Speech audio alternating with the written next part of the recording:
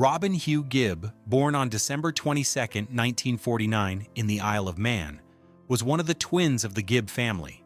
His twin brother Maurice arrived just 35 minutes later, and together they would go on to shape one of the most iconic musical acts of all time. Robin's early years were marked by movement and instability, as the Gibb family relocated from the Isle of Man to Manchester, and later to Redcliffe, Australia. These moves, though challenging, laid the foundation for the creativity that would later define Robin's career. From a young age, Robin and his brothers exhibited a mischievous streak, marked by small pranks and a love for music that calmed their youthful energy. By 1955, the brothers had formed their first band, the Rattlesnakes, which would eventually evolve into the Bee Gees, a name that would change the world of music forever. The move to Australia and the rise of the Bee Gees. In 1958, the Gibb family made the life-changing decision to move to Australia, unknowingly embarking on a journey that would bring them face-to-face with other future musicians, including Red Simons. In Australia, the Bee Gees found their musical footing. By 1960, Robin, Barry, and Maurice first appeared on television, singing "Time Is Passing By," and it was clear that Robin's voice stood out. His soft tremolo, though unusual for a child, added an emotional depth to the performance. As the years passed, their popularity grew, and in 1965, Robin sang lead on "I Don't Think It's Funny," a song that marked the beginning of his journey as the voice that would become a hallmark of a generation. Even as fame loomed large, the first cracks began to form in Robin's personal life. Fame and marriage, the beginning of personal struggles.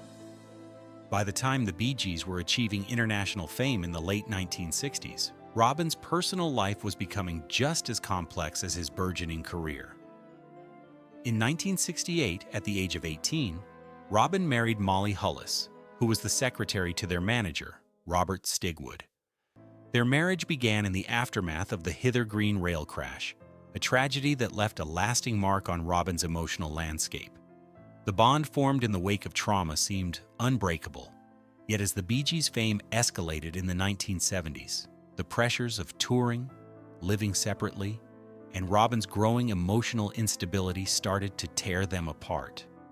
Robin, struggling with stress and sleeplessness, began to use stimulants to cope, which further damaged his relationship with Molly and his own mental health. This period marked the start of a downward spiral that would be marked by personal betrayals, emotional turmoil, and eventually, divorce, drugs, divorce, and a public scandal. By 1980, after years of living separate lives, Robin and Molly's marriage came to a bitter end. The divorce was not only emotionally painful, but also publicly humiliating for Robin. In 1983, he was jailed for 14 days after violating a court order by discussing the details of his marriage in public. This was one of the first public indications that Robin's life was far more complicated than fans realized. Despite the collapse of his marriage, Robin sought solace in a new relationship with Dwina Murphy, a writer and artist who would become his second wife. Dwina helped Robin find stability and a sense of creative purpose once again. But even in this new chapter, Robin's life was far from calm, as whispers of betrayals and secrets lingered beneath the surface of their seemingly peaceful marriage. The open marriage. Secrets finally revealed. Robin's second marriage to Dwina Murphy in 1985 appeared to be a peaceful and supportive union. The couple spent time between Miami, the Isle of Man, and their historic Oxfordshire home, the Prebendal. However, what the public didn't know at the time was that Robin and Dwina had an open marriage.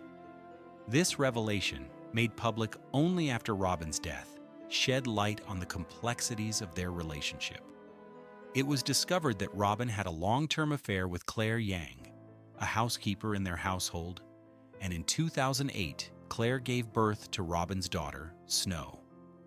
Despite the public shock, Dwina calmly accepted the situation, stating that she was not a jealous person and that Claire and Snow were taken care of. This new perspective revealed a side of Robin's life that had been hidden for years and added layers of understanding to his personal struggles. Family tensions. Robin's relationships with Barry and Maurice. While the Bee Gees' harmonies were legendary, the relationships behind the scenes were far more complicated. Tensions between Robin and his older brother Barry had been simmering for years, with disputes over creative control and who would sing lead. This reached a boiling point in 1969 when Robin temporarily left the group, leaving behind a trail of unresolved emotions. Though the brothers reunited in 1970, the underlying conflicts remained. The rift was further deepened by the death of Maurice in 2003, a loss that shattered the delicate balance between the remaining brothers. Robin, who had always looked to Maurice as the emotional mediator, found himself caught between Barry and Maurice's widow, Yvonne. The tension over how to honor Maurice's legacy became a public feud that overshadowed the grief they all felt. Robin's struggle to navigate these personal and professional challenges was a painful reminder of the emotional toll fame can exact. Robin's battle with cancer, the final years.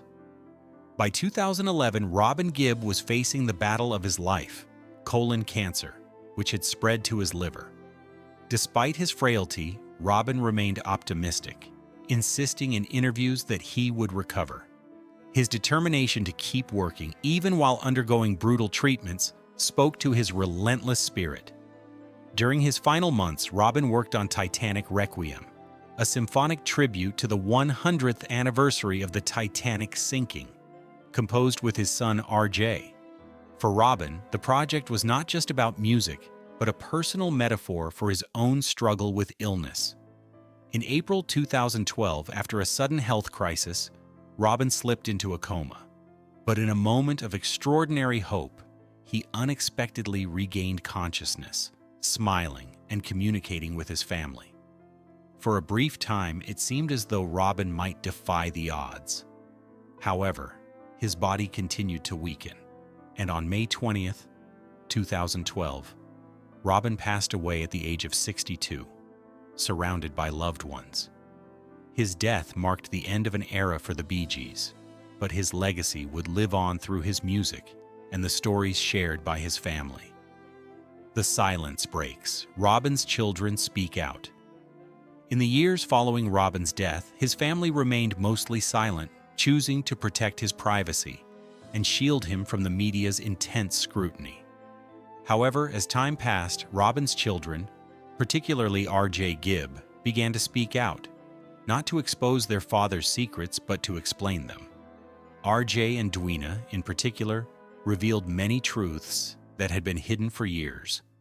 One of the most significant revelations was the open marriage between Robin and Dweena, which had allowed Robin to pursue a relationship with Claire Yang without causing a public scandal. The children also shared details about Robin's will, which left a substantial portion of his estate to Dweena, Spencer, Melissa, and RJ, with Snow being privately provided for. These revelations painted a more complete picture of Robin's life, one marked by love, emotional struggles, and the desire for peace amidst the chaos. A legacy of love, struggles, and music. Robin Gibb's life was not just defined by the harmonies he helped create with his brothers. It was a life filled with personal struggles, emotional battles, and the quest for stability. His family, now speaking openly about the man behind the music, has provided a more nuanced understanding of the icon they lost. RJ's memories of his father's final days, holding Robin's head and whispering words of love as he passed, are a testament to the deep bond they shared. RJ continues to honor his father's legacy by performing some of Robin's unpublished works, ensuring that the creative spirit that defined his father's life continues to resonate. Robin's children have shared a story of a man driven by love, haunted by inner battles, and sustained by music until the very end. Through their voices, they have completed the story that Robin left unfinished.